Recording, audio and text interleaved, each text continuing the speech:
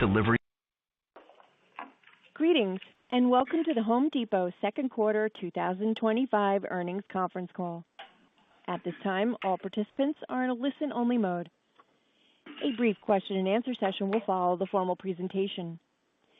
If anyone should require operator assistance during the conference, please press star zero on your telephone keypad. As a reminder, this conference is being recorded. It is now my pleasure to introduce your host, Isabel Janci. Please go ahead. Thank you, Christine, and good morning, everyone. Welcome to Home Depot's second quarter 2025 earnings call. Joining us on our call today are Ted Decker, Chair, President, and CEO, Ann-Marie Campbell, Senior Executive Vice President, Billy Bastek, Executive Vice President of Merchandising, and Richard McPhail, Executive Vice President and Chief Financial Officer. Following our prepared remarks, the call will be open for questions. Questions will be limited to analysts and investors, and as a reminder, please limit yourself to one question with one follow-up. If we are unable to get to your question during the call, please call Investor Relations at 770-384-2387. Before I turn the call over to Ted, let me remind you that today's press release and the presentations made by our executives include forward-looking statements under the federal securities laws, including as defined in the Private Securities Litigation Reform Act of 1995. These statements are subject to risks and uncertainties that could cause actual results to differ materially from our expectations and projections. These risks and uncertainties include, but are not limited to, the factors identified in the release and in our most recent annual report on Form 10-K and in our other filings with the Securities and Exchange Commission. Today's presentation will also include certain non-GAAP measures, including but not limited to adjusted operating margin, adjusted diluted earnings per share, and return on invested capital. For a reconciliation of these and other non-GAAP measures to the corresponding GAAP measures, please refer to our earnings press release and our website. Now, let me turn the call over to Ted. Thank you, Isabel, and good morning, everyone. Sales for the second quarter were $45.3 billion, up 4.9% from the same period last year. Comp sales increased 1% from the same period last year, and comps in the U.S. increased 1.4%. Adjusted diluted earnings per share were $4.68 in the second quarter, compared to $4.67 in the second quarter last year. In local currency, Canada and Mexico posted positive comps. Our second quarter results were in line with our expectations. The momentum that began in the back half of last year continued throughout the first half as we saw our customers engage more broadly in smaller home improvement projects. In fact, the performance across the business was the strongest we've seen in over 2 years. Our results are a testament to our focus on enhancing the customer experience as we invest in our strategic initiatives.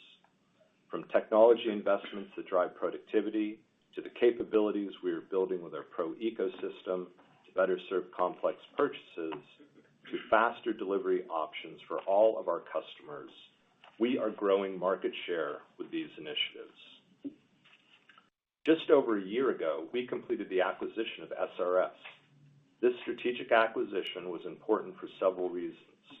It gave us a right to win with especially Trade Pro, enhanced development of our Pro Ecosystem, and provided a number of cross-selling opportunities. Over the past year, SRS has exceeded our expectations, driving market-leading growth, accelerating our organic ecosystem efforts, and driving revenue synergies. We could not be more pleased with their performance. As we announced in June, we are excited about the pending acquisition of GMS, a leading distributor of specialty building products, including drywall, ceilings, and steel framing related to remodeling and construction projects. This acquisition will add a highly complementary adjacent vertical to SRS's business with differentiated capabilities, product categories, and customer relationships. It will also broaden SRS's distribution footprint across the U.S. and Canada. In fact, SRS will now have a network of more than 1,200 locations, a sales operation of over 3,500 associates, and a fleet of nearly 8,000 trucks capable of making tens of thousands of job site deliveries per day. Additionally, GMS will be additive to our organic efforts to better serve pros working on complex projects, enabling us to offer a deeper and broader assortment of interior building products and services, as well as additional fulfillment options. Despite the uncertainty and volatility in the market, we are confident that we can effectively navigate this environment. Over the last several years, our teams have done an incredible job partnering with our vendors to diversify product sourcing, which gives us unique flexibility in our supply chain. We will continue to work with our vendors to ensure that we have the right products at the right value, in stock, and on shelf for our customers to purchase. I could not be more excited about the incredible opportunities in front of us to continue growing share with all our customers. Our store associates, merchants, supply chain teams, and vendor partners are executing at a high level, and I would like to thank them for all that they do. With that, let me turn the call over to Ann. Thanks, Ted, and good morning, everyone. Our associates did an incredible job delivering exceptional customer service, and I'd also like to thank them for all that they do. We know that when we enable our associates to focus on serving the customer, we grow sales. And over the last several years, we've been investing in a multitude of initiatives across our operations that not only allow our associates to more effectively serve customers, but also drive productivity in our operations. From optimizing freight flow through a proprietary freight flow application to ensuring we have the right products in stock and on the shelf for customers, to enhancing how we pick and stage online orders, we are excited about the progress we're making and the results we are seeing. Our stores continue to be the center of the ecosystem and critical hubs for customers' shopping experience. And last year, we made technology improvements across our stores and DFCs to better leverage all of our assets, enabling faster delivery of online orders. We have continued to improve delivery times, and we now have the fastest delivery speeds across the greatest number of products in company history, both same day and next day. We're seeing a double-digit lift in spend with customers who utilize our faster delivery options as they return more frequently to shop in stores and online. This is all a result of our efforts to ship from best location, which uses machine learning models to determine the optimal delivery mode to maximize speed and efficiency. To support this incremental demand, we have added more order fulfillment associates, or OFAs, in our stores. And through enhancements to our HD phones, we are now able to strategically direct them to more effectively manage online orders. For example, this quarter, we rolled out enhancements to our OFA app that prioritizes orders and enables batch picking of several orders at once. Having dedicated associates for these orders, coupled with powerful technology in their hands, ensures that orders are efficiently and accurately picked, driving faster fulfillment times and higher customer satisfaction. As we've mentioned in the past, we continue to focus on our pro ecosystem, maturing the new capabilities we have built for pros working on complex projects. We're thrilled with the progress we've made across expanded assortments, fulfillment options, our sales teams, account management, and more recently, trade credit and order management.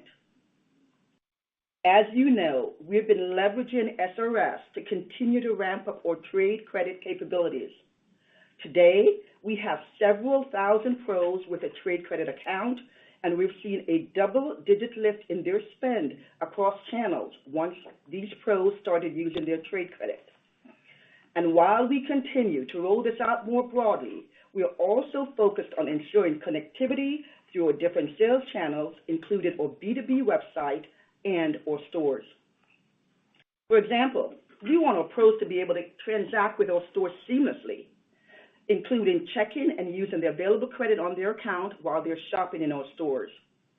And later this year, we anticipate that all trade credit customers will be able to seamlessly use trade credit for in-store purchases.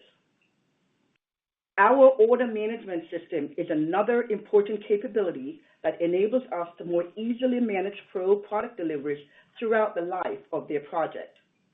Order management brings together systems and processes that enable us to effectively capture, modify, deliver, and offer post-sale support for pro orders. And while there's still work to do, we have already deployed a number of benefits. In some markets, we can now reserve inventory, modify orders before fulfillment, and invoice upon delivery. For example, today, we can quickly and easily change an order from will call in a store to delivery to the job site. These are a few of the critical features and benefits we're working on that will deliver exceptional value to our pros. With that, let me turn the call over to Billy. Thank you, Ann, and good morning, everyone. I want to start by also thanking all of our associates and supplier partners for their ongoing commitment to serving our customers and communities. As you heard from Ted, during the second quarter, we saw continued momentum in the underlying demand across home improvement-related projects, and our performance was the strongest it has been in over 2 years. Turning to our merchandising department comp performance for the second quarter, 12 of our 16 merchandising departments posted positive comps, including storage, bath, hardware, building materials, indoor garden, electrical, kitchen, outdoor garden, millwork, power, plumbing, and appliances. During the second quarter, our comp average ticket increased 1.4%, and comp transactions decreased 0.4%. The growth in our comp average ticket primarily reflects a greater mix of higher ticket items, inflation from core commodity categories including lumber and copper, and a modest decrease in promotional activity relative to prior years. Big ticket comp transactions, or those over $1,000, were positive 2.6% compared to the second quarter of last year. We were pleased with the performance we saw in categories such as building materials, lumber, and hardware. However, we continue to see softer engagement in larger discretionary projects where customers typically use financing to fund the renovation project. During the second quarter, both Pro and DIY comp sales were positive and relatively in line with one another. In the second quarter, we saw strength across many Pro-heavy categories like dimensional lumber, concrete, and decking. And in DIY, we saw strength across our seasonal product categories, including patio, grills, and live goods. Turning to total company online comp sales, sales leveraging our digital platforms increased approximately 12% compared to the second quarter of last year. We're excited about the continued success we are seeing across our interconnected platforms. As Ann mentioned, our faster delivery speeds are resonating with customers and driving greater engagement in sales. We know that as we remove friction from the experience, we see incremental customer engagement. We also continue to invest in improving search functionality, leveraging AI, and enhanced our Buy It Again capabilities, allowing customers to easily and conveniently reorder products regardless of where the original purchase occurred. During the second quarter, we leaned into products and projects that are resonating with our customers, and we continued to focus on innovation to deliver the best value proposition for home improvement projects while enhancing the customer experience. For example, in paint, we continue to see the benefits of the investments we are making with products, delivery, and loyalty. You might recall that we are the only home improvement big box retailer to offer Kills branded primer. We also enhanced our fulfillment options, including our in-store service and job site delivery capabilities with the Pro Who Paints.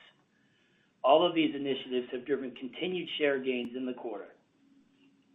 Across our power department, the strong competitive advantage that we have built with our extensive lineup of battery-powered platforms continues to drive share growth in these categories. In fact, we achieved a company sales record for battery-powered tools during the second quarter. And in our storage department, the team continues to bring new innovation to the market, whether it's our mini totes, the large mega tote, or our improved storage systems. All of these products help drive positive sales and unit comps in the category for the quarter. Finally, we continue to see great success across our appliance business. As we've mentioned before, the improvements we've made to the shopping experience are resonating with our customers. As we look ahead to the third quarter, our merchandising organization remains focused on being our customers' advocate for value. This means continuing to provide a broad assortment of best-in-class products that are in stock and available for our customers when they need it. As we prepare for the holiday season in the back half of the year, we are committed to providing our customers with new and innovative products at a great value. This quarter, we are extremely excited about our lineup for Halloween as the products bring excitement to our stores and help drive traffic. Our merchants have worked with our supplier partners to put together a compelling assortment of product offerings for this Halloween season, including the return of many fan favorites such as Skelly and Barkley, as well as the new collections for the Halloween enthusiasts. Our sneak preview of our Halloween lineup was a huge success, and we look forward to the full rollout in the coming weeks. With that, I'd like to turn the call over to Richard. Thank you, Billy, and good morning, everyone. In the second quarter, total sales were $45.3 billion, an increase of $2.1 billion, or approximately 4.9% from last year.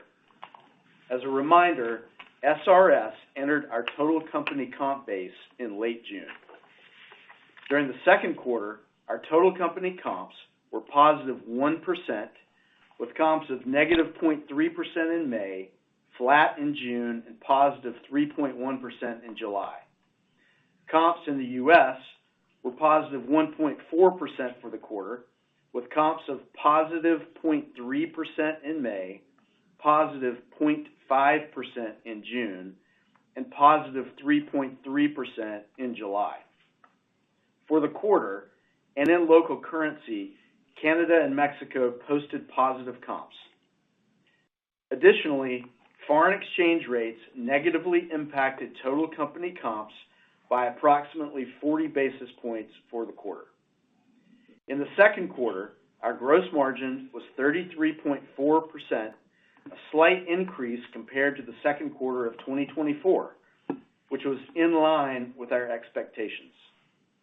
During the second quarter, operating expense as a percent of sales increased approximately 65 basis points to 18.9% compared to the second quarter of 2024.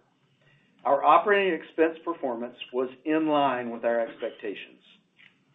Our operating margin for the second quarter was 14.5% compared to 15.1% in the second quarter of 2024.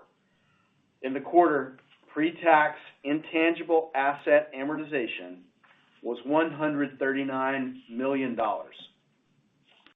Excluding the intangible asset amortization in the quarter, our adjusted operating margin for the second quarter was 14.8% compared to 15.3% in the second quarter of 2024. Interest and other expense for the second quarter increased by $61 million to $550 million, which was in line with our expectations. In the second quarter, our effective tax rate was 24.2% compared to 24.5% in the second quarter of fiscal 2024. Our diluted earnings per share for the second quarter were $4.58 compared to $4.60 in the second quarter of 2024. Excluding intangible asset amortization, our adjusted diluted earnings per share for the second quarter were $4.68, a slight increase compared to the second quarter of 2024. During the second quarter, we opened 3 new stores, bringing our total store count to 2,353. At the end of the quarter, merchandise inventories were $24.8 billion, up approximately $1.8 billion compared to the second quarter of 2024, and inventory turns were 4.6 times, down from 4.9 times last year. Turning to capital allocation, during the second quarter, we invested approximately $915 million back into our business in the form of capital expenditures, and during the quarter, we paid approximately $2.3 billion in dividends to our shareholders. Computed on the average of beginning and ending long-term debt and equity for the trailing 12 months, return on invested capital was 27.2%, down from 31.9% in the second quarter of fiscal 2024. Now I will comment on our outlook for fiscal 2025. As you heard from Ted, our performance during the second quarter was in line with our expectations. The customer engagement we saw in the back half of 2024 continued into the first half of 2025 with notable improvements in underlying demand during the second quarter. As we look to the remainder of the year, we are confident in our ability to manage through the macroeconomic environment as it stands today. As a result, we are reaffirming our fiscal 2025 guidance. As a reminder, our guidance does not include any assumptions on impacts from the pending GMS acquisition, fluctuations in foreign exchange rates, changes in the interest rate environment, or a recovery in demand for larger remodeling projects.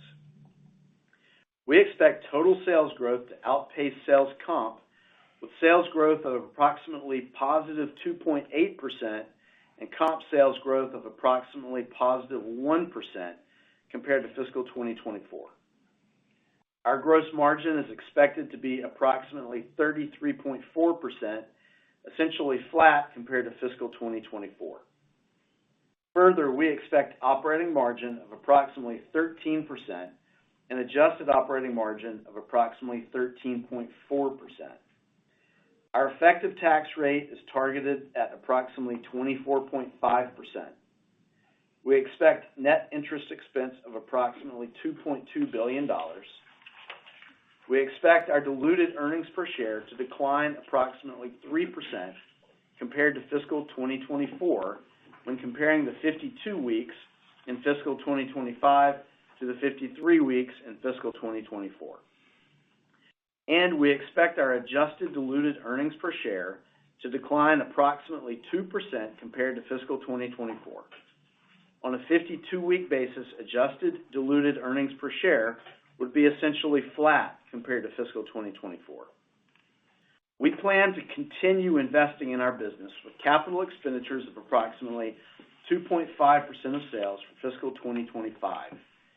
We believe that we will grow market share in any environment by strengthening our competitive position with our customers and delivering the best customer experience in home improvement. Thank you for your participation in today's call. And Christine, we are now ready for questions. Thank you. We will now be conducting a question and answer session. If you would like to ask a question, please press star 1 on your telephone keypad. A confirmation tone will indicate your line is in the question queue. You may press star 2 if you would like to remove your question from the queue. For participants using speaker equipment, it may be necessary to pick up your handset before pressing the star keys. One moment, please, while we poll for questions. Thank you. Our first question comes from the line of Zach Fadem with Wells Fargo. Please proceed with your question. Hey, good morning. Starting with the July improvement, and if you view this more of a catch-up due to weather or underlying change in trend, and then as you think about the second half comp, about a 50 basis point improvement implied from Q2, a couple points on a 2-year basis, perhaps we could level set on the drivers across traffic, ticket, pricing, et cetera, and whether you anticipate any changes there. Thanks, Zach. That's a fulsome question. We feel really great about our Q2 performance. As you know, we had a really tough weather in the first quarter of the year, leading to relatively flat U.S. comps and slightly negative overall with FX, and recovered here with 1% for the company and 1.4% for the U.S. And as you said, those comps got markedly stronger as the months went on through the quarter. And that's really a factor of two things. First, we definitely saw broader engagement across the portfolio. These were the best comps we've seen across the most departments in nearly 2 years, as Billy said. The performance, adjusted for some of the hurricane activity we saw last year across the regions, was consistent. And the consumers, both pro and consumer, engaged broadly across the business. Granted, in smaller projects, we still haven't seen the recovery in much larger discretionary projects. And then finally, weather did have a big impact. I mean, we had not a great spring overall, and that went into Q2. But in July in particular, the weather in the north in particular, really turned favorable, and that team responded, and we captured great sales. So feel great about underlying momentum in the business, helped by a little weather. And when you look at the back half of the year, just focus on the U.S., and Richard can go into some exchange rate differentials. But when you look at the U.S., we're looking at just a slight uptick in comp to have that 1% for the full year. So we're just under 1% in the first half. Do a little better than 1% in the back half gets us to that 1% guide for the year. So we feel really good about our ability to do that, particularly with the broader engagement across the portfolio. And Richard, there's some FX. Sure. Just to tick out what Ted said. So recall when we established guidance at the beginning of the year, our guidance assumed a slight improvement and frankly a continuation in the momentum that we had seen in the back half of 2024 to continue gradually through the year 2025. That's what we've seen to date, and so that is still embedded in the assumptions underlying our guidance. So just to tick it out, we were a positive 0.9% in the U.S. in the first half. And as Ted said, we're assuming slight improvement in that trajectory. From an FX perspective, total company had a 55 basis point headwind from FX in the first half. At current FX rates, that actually flips to a 25 basis point tailwind. And so for those reasons, we feel confident in our guide. And I think it's also important to note that the momentum that we saw through the second quarter has continued through the first 2 weeks of the third quarter. Thanks, Richard and Ted, for all the color there. And then just to follow up, there's been a lot more talk about the potential for rate cuts later this year, and we also have some tax reform dynamics as well. So just curious to what extent these could be positive catalysts for your business, and if you have any thoughts on the level of rate cut you'd need to see to begin seeing that impact. Yeah, certainly some relief on mortgage rates in particular could help. I think referring to it a bit of a frozen housing market with 40-plus year low turnover rates, and even new starts are struggling a bit. So lower rates would certainly help. We don't have a crystal ball on what that number is. When we talk generally, though, to our customers, each of our sets of consumers and pros, the number one reason for deferring the large project is general economic uncertainty. That is larger than prices of projects, of labor availability, all the various things we've talked about in the past. By a wide margin, economic uncertainty is number one. And when you look at things like the tax bill passing, last time we were together, we didn't know what tax rates would be, corporate or personal rates.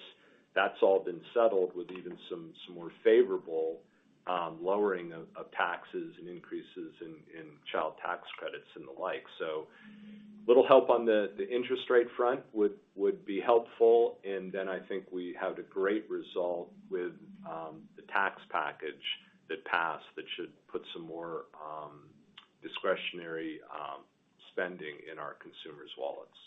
And just from a pure cash tax perspective, we will see a benefit from bonus depreciation and full expensing of R&D. That's not a book benefit, but it's a cash tax benefit, and we'll be thinking about how that factors into our plans going forward. Thanks for the time. Our next question comes from the line of Steven Zaccone with Citi. Please proceed with your question. Great. Thanks very much for taking my question. I wanted to follow up on Zach's second question there. Ted, when you think about some of the clarity you've gotten on the tax package and then, we're waiting on rates, how does it inform your view on the shape of recovery in that large project activity?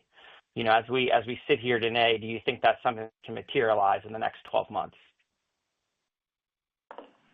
Well, again, we don't know when those rates will come. There's clearly expectation that we start to get some cuts in the second half of this year. Remember that the short-term rates, while that will help on a HELOC rate, which is often utilized for larger projects, the longer rate is more associated. The mortgage rate is more associated with the 10-year and the longer bond rate. So again, I'm optimistic that with some of the reduction in the overall deficit, that will be the longer, more sustainable benefit to the long-term rates, and we see some progress there. So with lower taxes and now permanent tax position, that uncertainty is removed, and with lower rates, hard, Steve, to pick the number that unlocks turnover and mobility in U.S. housing and in new construction, but things will certainly look better given tax and interest rates than the environment we're in right now. Okay, understood. And then maybe just for the second half of the year, can you help us think a bit more about AUR and pricing? How did that perform in the quarter? It sounds like promotional activity was down a bit, but just as you think about the second half of the year, the complexion of ticket and transaction, how does pricing fit into that equation? Yeah, thanks, Stephen. This is Billy.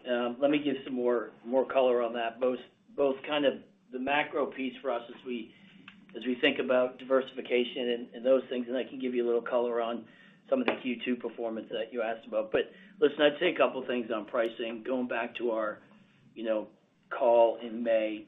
First, it's super important to remember that over 50% of our products are sourced domestically and wouldn't be subject to any tariffs.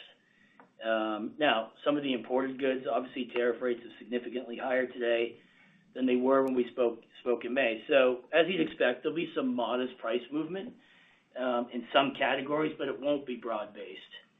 And I think it's important to keep in mind as well, our customers tend to shop for the entire project. You think about a small flooring project, tile, the grout, bathtub and vanity, and a bath project.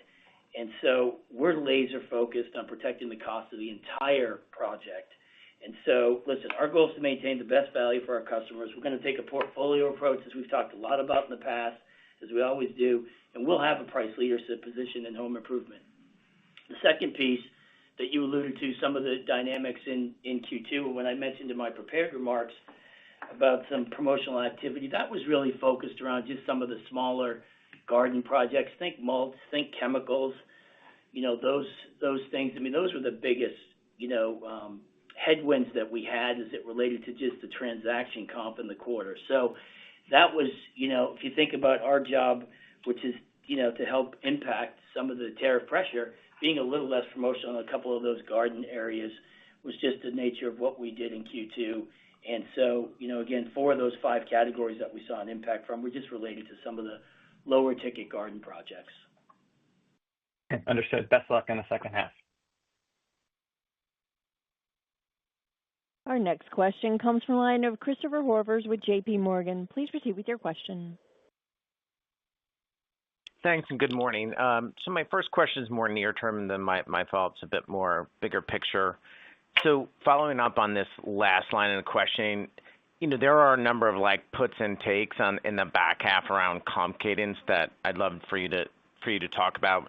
Do you expect much difference between the quarters? It looks like the hurricane lift was pretty similar, but then ticket inflation, given inventory receipts and seasonal, probably accelerates over the year. But on the other side of this, you had this sort of euphoric December post-election with the consumer. So any thoughts there on the puts and takes of comp cadence in the back half? Yeah, Chris, as Rich and I outlined earlier, there's not a big uptick necessary to meet our guide. The U.S. business will be more or less a similar comp rate with no meaningful lift necessary, and we get that swing of 80 basis points of FX pressure for total company. On ticket and transactions, you saw higher ticket in Q2 to transactions, and as Billy said, that is really the increase in spend on large items where we had a 2.6% comp in tickets over $1,000, and again, that was broad-based. In the lack of a lot of promotional activity in outdoor garden, that tends to be smaller ticket. That mix effect is what helped the ticket. It really wasn't price. And then similarly, that slight decrease in transactions was all in that modest pullback in outdoor garden promotions. That explains all of the negative transactions that we saw. So you're going to cycle through we're not planning for any more hurricanes. The hurricane impacts were smaller in Q2 than they were in Q1. They'll be smaller yet again in 3 and 4. So we're just looking at the continued momentum broadly in our departments, in our geographies to deliver that 1% guidance. Got it. And then, bigger picture on GMS, could you compare and contrast the business relative to the roofing business, which is SRS's largest vertical? From the outside, it seems to some that, GMS is maybe more commodity-oriented and something that perhaps you could have achieved through the expanded fulfillment offering that you have in about 20 markets on the large pro side. Is there something particularly in the assets that you want to acquire that was easier to buy than build? Is it sort of drywall so foundational and so thus it's a big part of the market? Is it the sales force and so forth? Thanks very much. Sure, Chris. It's a number of those things. Let me just wind back a minute. As I said, we're super pleased with SRS. Roofing is the biggest category, also pool and landscape, and those are verticals that they run as a specialty trade distributor. And from what we saw in public company announcements in Q2, we took share. We won in the marketplace in each of those 3 verticals. And when we look at the opportunity set in our pro initiative, we talked about a game board, different categories and different customers in different purchase occasions, and where are there attractive profit pools and share opportunities. We're building out with our own organic pro ecosystem a focus on the cross-trade pro who's going to shop across the Home Depot store, which will increasingly engage with them with an outside sales force and sales trade credit and delivery, as we've talked about. But then we've also said, well, there are these verticals of specialty that are very attractive, SRS being incredibly attractive in roofing, pool, and landscape. In drywall, in ceiling are very much adjacent complementary verticals to that SRS business model. So small branches, truckload delivery, high inventory turn, effective, sales engagement, asset light, similar margins going into, again, largely residential remodel and construction. We believe GMS is the best property, the best asset in that space, and we've been talking to them for some time. Dan Tinker and the SRS team had been in contact with John Turner and the leadership at GMS for some time. This was not something that happened overnight. This is something we've been engaging with them and thinking about how these two businesses could add value working together. And the management teams, the cultures, the approach to single ERP systems, go-to-market strategies at the branch level are very, very similar to SRS. We think this will be a seamless integration under that SRS platform, and they'll attack their markets the way they always have, growing the specialty trade business. And then Ann and Mike and our teams, as we build out our pro ecosystem, we have a great new list of larger customers. We have an additional 400 nodes of distribution to add to the 800 that SRS already have. As I said in my remarks, 1,200 additional distribution branches in total that, when Ann mentioned ship from best location, we'll be leveraging those branches as well, combined with the 2,000 stores. You can start to see this ecosystem that we're putting together with customers, with Salesforce, with distribution nodes, and with delivery assets. We're just super excited on how we can take incremental share, bringing this unified capability set together. Great. Thank you very much. Our next question comes from the line of Simeon Gutman with Morgan Stanley. Please proceed with your question. Hey, good morning. I want to follow up, please, on was a phrase that Richard, you used in prepared remarks, and then I think Ted said it again, this notable improvement in underlying demand. You qualified it with some commentary around weather. I assume also maybe bathtub effect is the same definition. Can you talk about the degree to which you think there is underlying turning in housing, or was this market share, or was this weather? Are we seeing an inflection? Thank you. Thanks, Simeon. Well, as we've said, I think our assumption, what we've observed and the assumption going forward is that first, more than anything, we have a very healthy customer, right? Our customer is the homeowner or the pro that serves that homeowner. They're fully employed. They've seen strong income gains over the past several years. They have seen home price appreciation of 50% since 2019.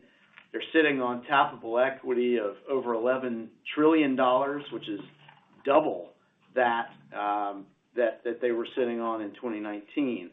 And so, as we predicted, we have observed continued engagement and momentum in that engagement across the core of our categories. As Billy spelled out, 12 of 16 categories in positive comp territory, the strongest and broadest performance we've seen in over 2 years. And that's what we expected, and that's what we've seen. As Ted pointed out, and as we've discussed before, our customers still tell us that the rate environment is giving them pause on larger remodeling projects that would typically require debt financing, and Ted alluded to where mortgage rates and HELOC rates are. We know that is still an impediment in our customers' mindset to executing on projects. What I think is important to note is our pros, we survey every quarter and say that their customers tell them they're deferring projects. They're not canceling projects. Home improvement demand persists.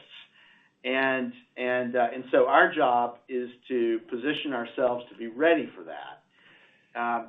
At the same time, our guidance for the remainder of the year, as I said, doesn't assume any improvement in the outlook for larger projects or a turn in housing per se. It really just assumes that consistent momentum that we've already seen really for 4 quarters now, and that continued in the first 2 weeks of the quarter. Okay, and a follow-up, can I ask about proof points on complex projects or Complex Pro? Are you seeing sequential inflections, whether it's some of the core capabilities that Home Depot has implemented or related to crossover benefits from SRS? Yeah, on your share comment, we believe we're taking share. As I said, we looked at the public company disclosures that reporting of Q2 and how we performed, and that includes paint, roofing, landscape, drywall. We're starting to see some really neat cross synergies on distribution front and on the sales front. And Mike or Ann, if you'd like to comment a little bit about the momentum we're seeing in our organic efforts and then with some of the cross-sell with SRS. Yeah, as Ann mentioned in her prepared remarks, we're pretty thrilled with the progress making as we continue investing in the Pro ecosystem, continue to optimize assortments as she talked about, account management, our Salesforce service model, fulfillment, among other things, notably for that cross-sell Pro. So notably, delivery reliability, specifically related to being on time and complete, are paramount for the Pro experience. And we're pleased with the improvement that we've seen in terms of the Pros' feedback around customer satisfaction with their deliveries, along with our improved performance for being on time and complete. And we see this both for large job site deliveries, notably on flatbeds and box trucks, but also their use of car deliveries. As we've leveraged our distribution assets for faster parcel delivery, we've seen a double-digit lift in spend on parcel items, enabling Pros to stay on the job site. And then just further, with Pro Trade Credit works hand in hand with the advances we're making with order management and delivery. And again, as Ann noted, seeing strong lift from now being able to invoice on delivery of goods versus upon the purchase of those goods. Thank you. Good luck.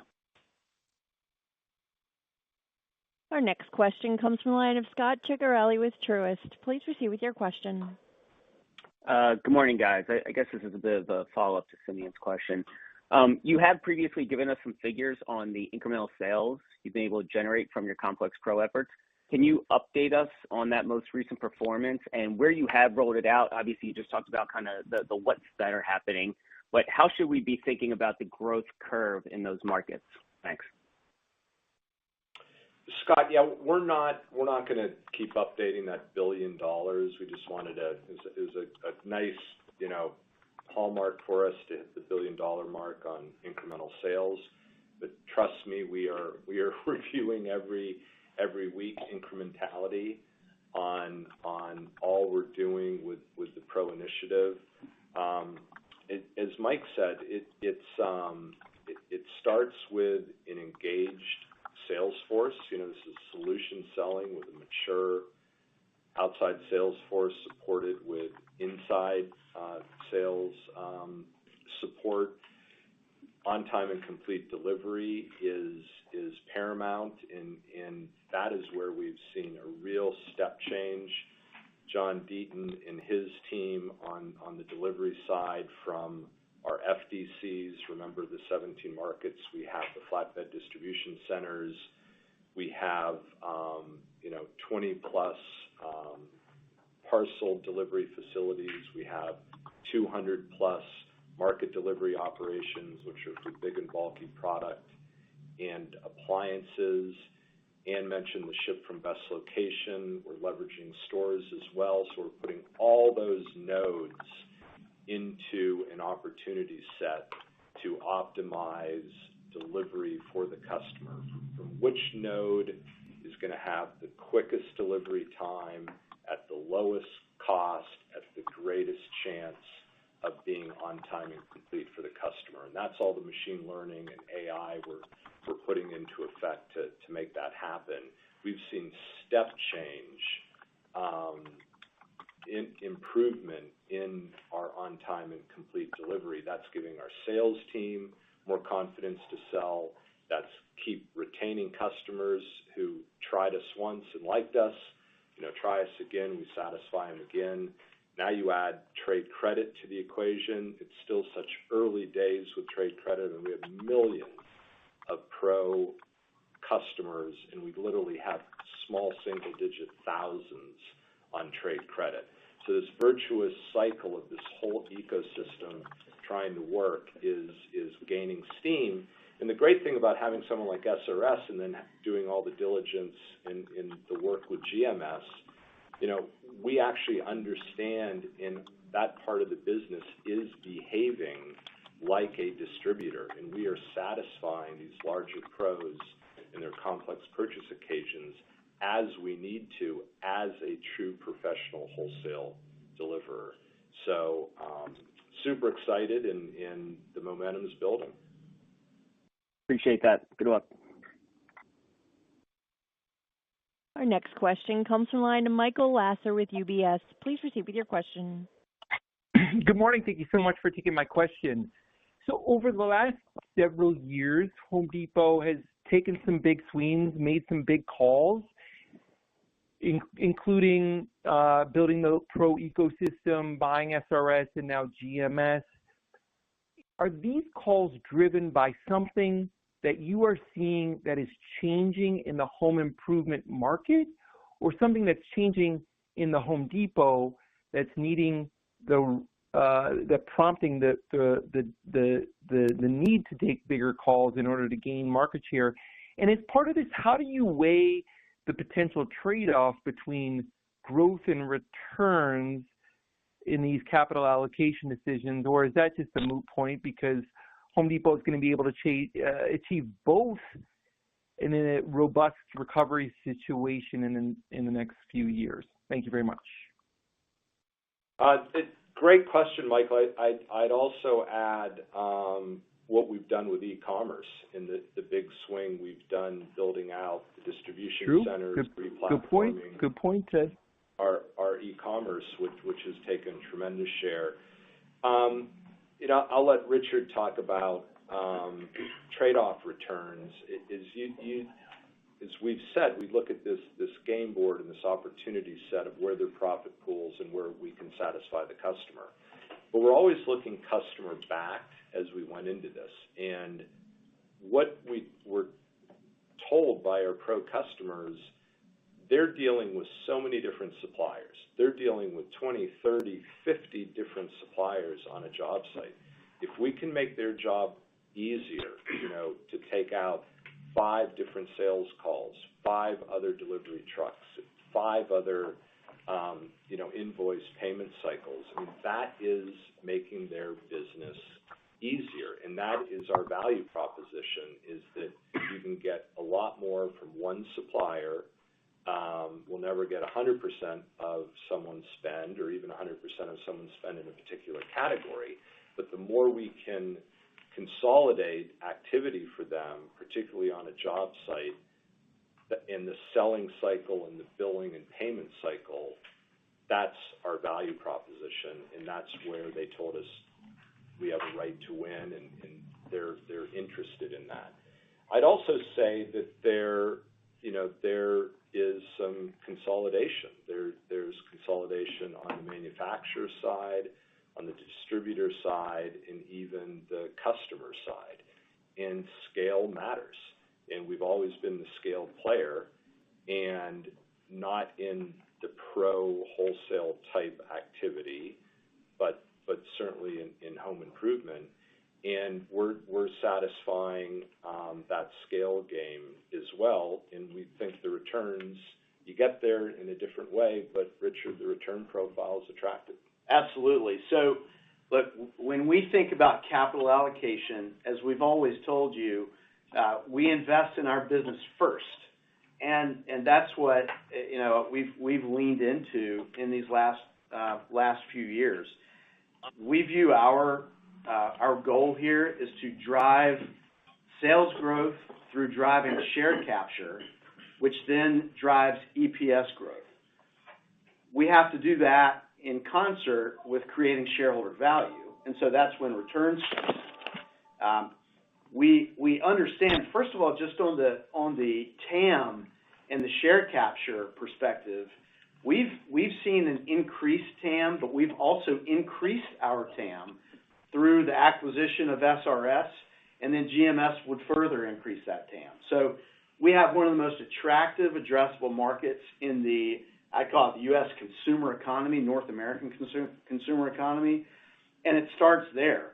Second, as Ted said, we're the scale player in that market. And so we have tremendous opportunities, and we feel like it's our responsibility to put ourselves in a unique position to win share. So now let's talk about returns. Simply put, when we find an investment that allows us to drive share capture and drive earnings growth that drives a return higher than our cost of capital with a little bit of a margin of safety built in, we're going to make that investment.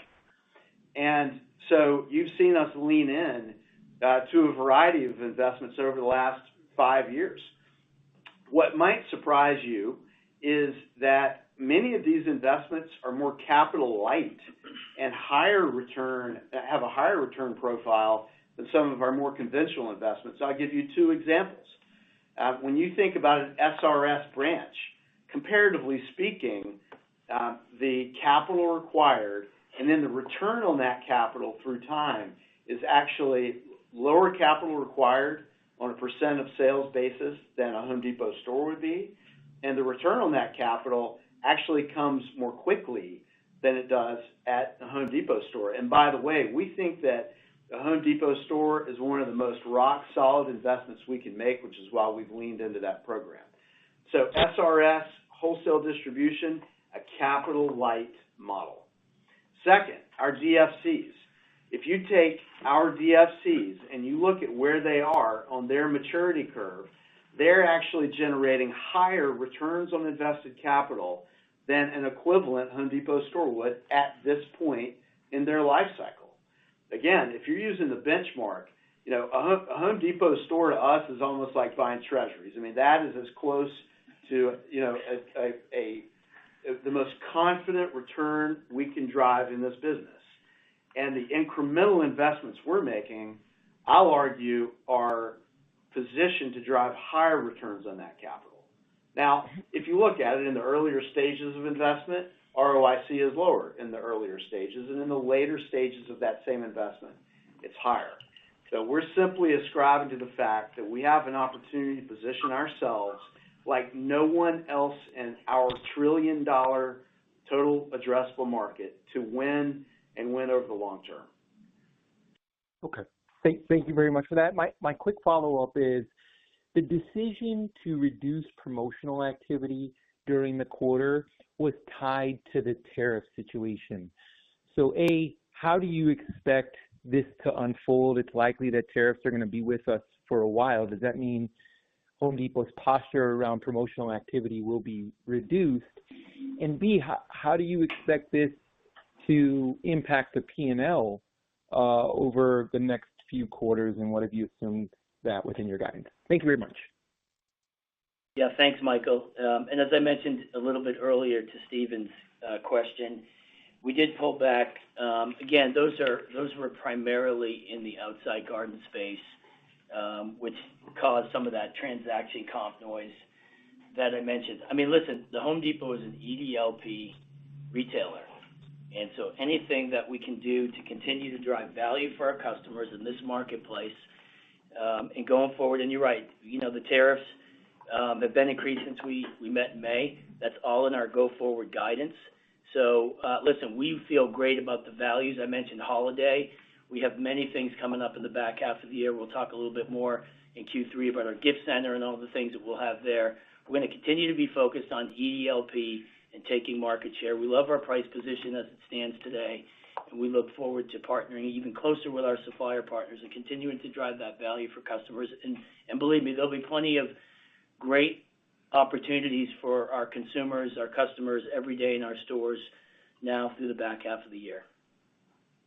Thank you very much and good luck. Christine, we have time for one more question. Thank you. Our final question comes from the line of Chuck Grom with Gordon Haskett. Please proceed with your question. Hey, thanks very much. My question is for Billy on category performance. I was hoping you could maybe double-click on the areas where the business has most notably improved. You know, you guys have called out 12 out of the 16 categories. That's the best breadth of performance, I think, since, you know, the second quarter of 22. So maybe just click on the categories a little bit, and then also regionally, any call-outs in the quarter. Yeah, no, happy to talk through that at greater, Chuck. As you mentioned, and we called out 12 of our 16 departments posted positive comps. We actually had 13 in the U.S. with some FX pressure in paint. But really it was the broader based performance that, as I mentioned, the strongest we've seen in over 2 years. So I called out some of the seasonal pieces, patio, live goods, and barbecue, but just to give some color on some of the other businesses, and I know Richard talked about this being much more broad-based, but if you think about our portable power business, our cleaning business, dimensional lumber, concrete, water heaters, vanities, interior paint, and in fact, the largest contributions to the quarter were really outside of seasonal. Of course, we saw a pickup. Ted mentioned the North picking up, and certainly more traffic in our stores drives more projects as well. But it was really broad-based across the business, not only the 12 departments, but I gave you some color around just what we're seeing inside some of those, what we consider really core home improvement projects that are just outside of obviously your typical when spring comes and you sell a little bit more of the garden space. We're really, really pleased, thrilled with the work that the merchant team has done along with our supply chain folks. Just incredible work, and really, excited about the back half of the year and more of the broad-based impact that we're seeing. That's great. And then my follow-up just on for Richard on gross margins flat year over year. Can we just talk about the moving parts in the quarter, how you're thinking about the cadence in the back half? And then zooming out, I think this will be the third straight year gross margins will be around 33.4. I guess how you're thinking about that line item, in the out years. Thank you.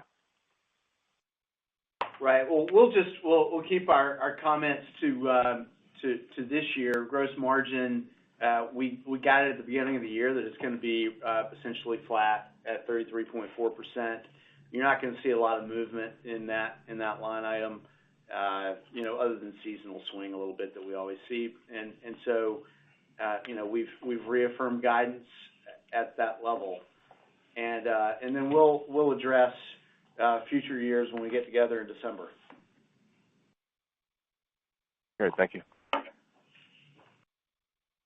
Thank you. Ms. Jancy, I'd like to turn the floor back over to you for closing comments. Thank you, and thank you all for joining us today. We look forward to speaking with you on our third quarter earnings call in November.